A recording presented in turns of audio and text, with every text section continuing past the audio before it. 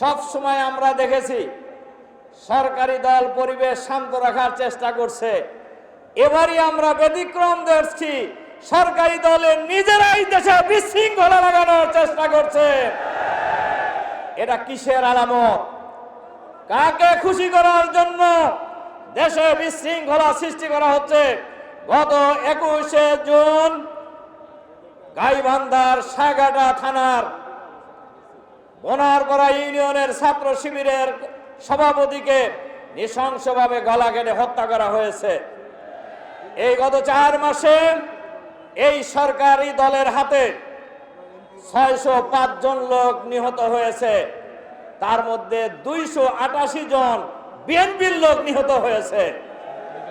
যে দলের কাছে, যে সরকারের কাছে নিজের দলের মানুষের জীবনের নিরাপত্তা নেই, সেই দলের কাছে, সেই সরকারের কাছে বাংলাদেশের জনগণের জান মাল ইজ্জত আবরুর নিরাপত্তা আশা করা যায় না। সংগ্রামী ভাই এবং বন্ধুগণ, এজন্য আজকে বাংলাদেশে ফ্যাসিবাদের নতুন ফ্যাসিবাদের ঢঙ্কা শোনা যাচ্ছে।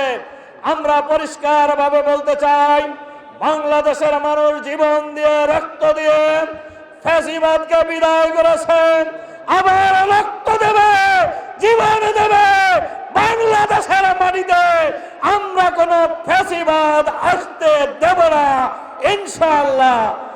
আমিরে জামাত বিরোধী দলীয় নেতা যে আহ্বান জানিয়েছেন, আগামী দিনে একটি সফল বিপ্লবের জন্য, সফল গণ অভ্যুত্থানের মধ্য দিয়ে বাংলাদেশের মানুষের আশা আকাঙ্ক্ষা বাস্তবায়নের জন্য ঢাকা ডাক্তার শফিকুর রহমানের নেতৃত্বে ঢাকার অপেক্ষায় বাংলাদেশের মানুষ অপেক্ষা করছে।